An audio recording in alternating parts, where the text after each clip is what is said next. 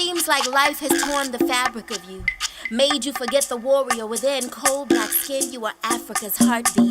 Birthed from the sand's hands that shaped all creations, raised back, never broken. We carry power inside. Greetings, I'm Earth Feather Patah of Earthwalk. And I am Ivory Schley. So we're just weeding our herb spiral right now because all of this is like wild geranium, which is medicinal, but we don't need this much of it. So we're gonna grow something that we actually need in here. Yeah. So like with So True Seed, with all the herbs, this will be the herb spiral for this place. And we can take some hyssop and wormwood from Healing Springs from the land down there. Today we're weeding out our herb spiral, and we're going to be planting some amazing non-GMO seeds from So True Seed and Healing Springs Pharmacy. So I heard you mention compost. What is compost? So compost is basically scraps and all the things that you don't need anymore piled together so that you can create new soils. It's a big mix of greens and browns, also known as nitrogen and carbon. And yeah, it's just a lot of leftovers. Within a couple of months or from a year span, this will be a beautiful pile of brown. Yes, and we do what's called lasagna method with our nitrogen and carbon on different layers, and then as it rains and the water comes down, it helps to dissolve all of that so that you can get all of what you need for your soil. Let me see the pile again. Yes. So as you see here, we have some scraps from the mangoes from lunchtime that we're eating. We have just different grass and leaves all intertwined together. So these are all the scraps that we took out of the beds from the things we don't need, grass clippings. Nice. Now you showed me a different compost before. It was like, so do they have machines that are called compost, like a kind of a bin? Yeah, you can, the kind of turn, you can turn the compost. We do ours naturally. We're off the grid, so we're not using anything like that. But you can turn it with a pitchfork. What happens with compost is it does produce heat.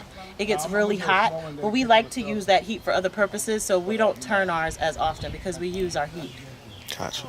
Just as a big principle of living off-grid, you want to mimic nature as much as possible. So Earth Feather was saying that nature culture is when you mimic our natural ecosystem. And if you look at our beds right here, we did a few weeks ago, we pulled out weeds, we turned the soil a little bit, we added some organic matter, and we have a lot of these baby seedlings popping up. They look like melon, baby melon plants. So we're excited to see where that will grow. I don't remember planting these, so I'm not sure what this is. But this is nettle right here. Some young nettle coming at us. Nettle is a super herb. Earth Feather, can you elaborate? Herb for nettle, absolutely. So with nettle, you can make a tea with it. It's great for burns and different, like to cleanse your system out. Nettle is amazing for that. It has so many different purposes, but that's just a few, you know. We've got a lot of purposes for many of the things that people call weeds are actually very medicinal. Yes. So people use that very often. You can buy it online. It's a very healing plant, and it's dispersed all throughout this field here. We have multiple raised beds to get our nutrients from. Right now we're really just been working on these two recent beds, but there are future plans on having like a pizza garden and a Three Sisters garden. Our options are really limitless here. So what is a Three Sisters garden? Three Sisters garden, that's an excellent question. Three Sisters garden is a like more traditional route of garden, super old school indigenous method of planting. Companion planting is very major. And companion planting is just strategically planting some plants together that are friends that usefully like benefit each other. So one plant, what's the name?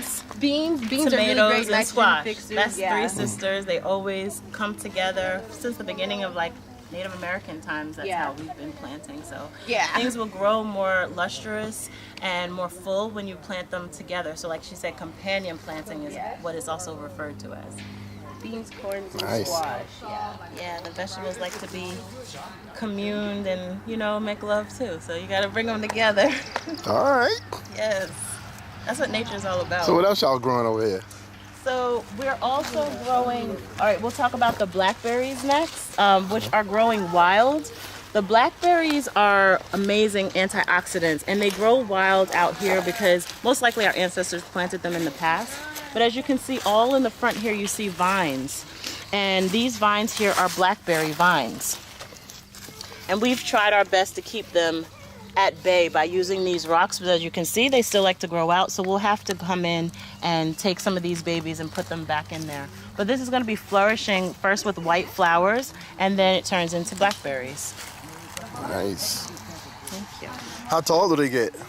Well, it all depends again on how you are growing it. So you see that one that's all the way in the middle? They can be as tall as 10 feet depending on how you're growing and the way that you structure things. So ours, we've been kind of bending it down so that you can still see out, but you can allow these to grow as tall, especially if you have like a wall behind them or a fence behind them and they have something to hold on to. They can go really, really high. They go very, very long. So it all depends on you and how high you want them to go. So what's this here? What is this here? This area over here. Oh, this would be, okay, well this is a mix of geranium and clovers. I think geranium is a very useful plant as well. Honestly, I don't remember the details of geranium's medicinal properties, but clover, this is very nice. Big and flourishing clover, this would be pretty nice on salads. They're gonna bite, it's pretty tasty. And clover is a really good nitrogen fixer, and clover is found everywhere. I'm sure everyone's seen clover. If you have some green on the ground, you've seen clover growing up, and clover is like a superpower underground. Yeah, I remember as kids we used to look for that 4-leaf clover. Exactly, yeah. You know, I don't really look for the 4 leaves anymore. Now I just put them in my mouth. Oh, yeah, the clovers? Yeah. They're delicious. You can put them in salads. Mike, you know, So you can eat it right off the tree, huh? yeah, you want to take a bite? Wow. You want to taste the I don't think I ever tasted a clover before. Not They're bad. delicious. Ooh, that's like a metallic You know, fiber. Thumper likes clovers. The rabbit? Thumper. Yeah, the rabbit Thumper. So, like, these are really huge. All right, Thumper. Hello there. Hey. You want to try one? All right, look. Point the camera at me. Let's see. Okay. I'm about to taste the clover for the first time. Let's see this right. Let's see. I'm gonna take a small piece first. He's not just going to dive in. Okay. Now you can imagine it mixed in with the salad like Martha's making over there. It'll be really good, right? Just add some I think it tastes like arugula. A little bit. It's just like a good green. Yeah. It's what good green tastes like. Yeah, it's kind of like. Yeah. It's good, and it's good for you. Has lots of iron. It's a great alternative in your salads if you don't want lettuce, you know, densely packed, get all your nutrients. Y'all know it's good if I ate the whole thing, right? Nice. I'm telling you. What's the thing you had me taste last time? Oh, dandelion root, I think. It was spicy. Oh, I had you taste the kale, the mustard greens. That thing was spicy. Yeah. But it was good. Okay, so here we have some kale that we planted last season, and it has come back to us and also gone to seed. When the kale goes to seed, you'll see the yellow flower on top and little tiny seeds, as well as some longer seeds on the side. What happens naturally is that these seeds over time will fall off and then back into the ground, and then when that happens, you're able to grow more of the plant. So this kale is a curly kale from So True Seed, one of our sponsors, and it is absolutely delicious. Very Nice. Should I do that over because I missed my mouth?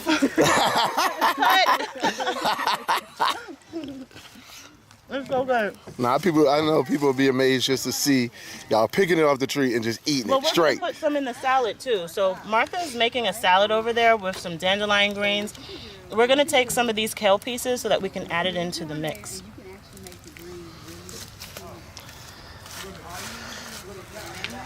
The stalk is also delicious as well.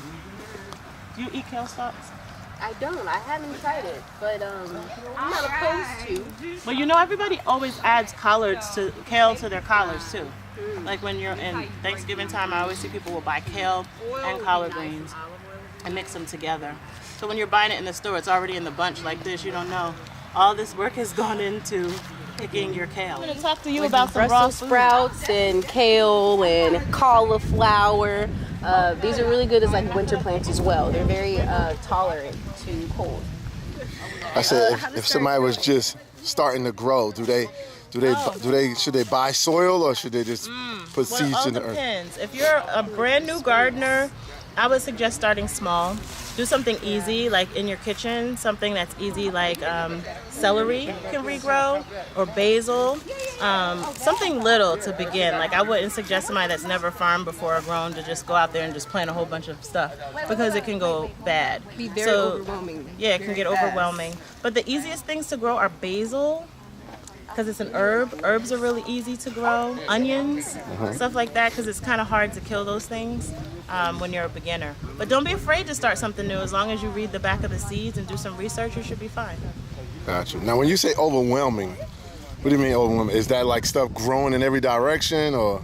Well, it can be, because then you're dealing with pesticides, you're dealing with pests, and then you'd have to understand pesticides and how to naturally, because we don't use any pesticides here. Because they're carcinogenic and they can cause health problems. Gotcha. So having the proper knowledge of how to grow in accordance with nature will help you to work with nature instead of against nature. Gotcha. Let me add on to that. You really reap what you sow. So if you give your plants all this love, you'll have a huge harvest and reward. And if you're not everyone's accustomed to like a raw vegan lifestyle or just like eating vegetables. So you have to know what to do. You have to know how to use your plants and also how to share it in your community. Yes, Gotcha. In our community, we do a lot of communal things, especially when we're doing workshops like today. We're doing our natural building workshop. So we're collectively cutting food together, cooking food together. And if you have other people you're growing with, that makes it easier too, because then you don't have to grow everything. And that's what we do here at our Eco Village. Awesome. Thank you. Now, watering. Do y'all water, or is just natural rain? Right now we are using natural methods of rainwater harvesting. When it rains out here, we're able to, because of the design of our raised beds, it holds more of the moisture in, and we use rainwater collection to water our plants. So Nice. it's all natural here. Nice. Thank you. Now, you say rainwater collection. Is that like a bucket or some kind of? Well, you can. We'll turn these buckets over and we catch rainwater. You have to make sure that it doesn't get stagnated by putting a screen over it. Then that way bugs and all kind of stuff don't get into the water. Gotcha. So we didn't use that one because it wasn't screened. So we're cleaning these out so that we can collect some fresh rainwater, so that we'll have something for when we start planting our new crops. Gotcha. Nice. Thank you. So now we're going to go to our little homemade outdoor cooking. Okay. And our chef for today is our wonderful member, Martha Evans. Woo! Chef Martha, tell us what you're doing. So basically, I already chopped up some tomatoes and some dandelion greens and some red peppers, yellow peppers. So, and I put a little lemon juice and salt to break it down, and I'll massage it a little bit later to make them more tender. I'm gonna add some of the garden-grown kale, like a curly leaf variety. So that's really good stuff. That's really good. And then I'm just chopping up some potatoes, the red skin varieties, or the regular ones, and we're just gonna kind of water, saute, fry them, if you will, wok them real good, and put a little Himalayan in there, and then I'm gonna add some zucchini and some tomatoes. Nice. So we got all the nightshade going on over here. And so, Can everybody say that? yeah. So we're using everything, because some of the more wilted zucchini, you don't throw that out. Don't throw that stuff out. I mean, you can just cook it. You know, you break it down. Is there a leaf on here? You know, it's perfect. Why is it shaped like a leaf? And you know, we want to throw out For the veggies feather. and stuff. It's like, no. I'm Earth Feather and No Mr. waste, no Mr. and Mrs. Earth Feather's knife. Yeah, isn't that nice? Yeah, and so my daughter first started cutting these, and I just cut them a little thinner so that I didn't want to put those in. Well, there God yet, bless but the that's all right. hands. That's all right. So you can cover that up, and we'll put another potato. Let's put another couple more potatoes in there. Oh my God. So we'll have And then we had started. chef today, Kashira Day from Sold Out Right. Vibes, member Right. of the I got a collective. rabbit tail. So the next This is Mr. Earth Feather of Earth Walk. in the collective. He does all of the heavy lifting, all of these cinder blocks and everything that we use here at the garden. He's our muscle, and he helps keep things protected and maintained here. So hello to Mr. Earth Feather. What's up? Everybody. All right. I want to put these on here, but I don't. Yes, he did our fire pit over here for us. Got us some fire started. It was really cold when we first got here today. Oh, wow. And this is built from some cob. This area is called Stony Hill Circle. So that's why we are very apt about using circles here in the stones, because they're so readily available. Nice. So instead of working against nature, we've just incorporated them into our designs. So that's how this all came about, very organically. What you do? Oh, my name is Kim. I came from Danville, Virginia to be part of this today. It is so exciting. The people are so loving. And Sweet potatoes. You can get a wow, couple sweet potatoes. if life was just like this all the time. Nice. Nice. All right, so I promised to talk about a few different herbs today. We already talked about blackberries. Now these are the other three that we're going to touch on. We're going to talk about oregano, basil, and cilantro. And these three herbs are going to be planted into our herb spiral. So the oregano is great antiseptic. And you can make your own oregano oil. You can, put this on your pizza, put it in your pastas. This is great for pastas and tomato sauce. Then we got basil here. Basil is just awesome plant. Another seasoning. I put this on pizza. It's delicious. And it's also an antiseptic and a cleanser. And then we're having some cilantro. Cilantro, if you ever been to like a Mexican restaurant, they use this a lot on the salads or on top of the rice, like as a garnish. Tastes so great, and it's awesome as a heavy toxic buildup. So like heavy metals and things like that. What is it called? Natural chelator of heavy metals. Well, see, now she's using the big words. We're going to have her say that. You say, what was the word? The doctor. That's Dr. Evans over there, you guys. I'm Earth Feather. That's Dr. Evans. Now, let's go ahead. So eating cilantro will actually chelate heavy metals from your system, which means it'll draw them out of your bloodstream, because we all have, unfortunately, heavy metals that are just, we're being bathed in, unfortunately, from chemtrails and whatever else we've been exposed to, and cilantro helps to pull some of that out. So it's really cool. It's a natural chelator. Nice. So we got a new word for today, you guys. Chelator. Yeah. Nice. And we'll make sure we put that, like in the video. Big words from a little lady. So you got your 4 for today. We're all about foundation. Today we're working on our foundation, and that number 4, that building block for foundation. We hope that you tune in next time to Earth Walk. This is all that we were. So what now? Queens, take your place. Don't allow the pictures and media images to define you. Call upon the rain and let it speak to you again. Listen to the wind. Allow your place to be taken again. Sisters, you are greatness created to cover the heart.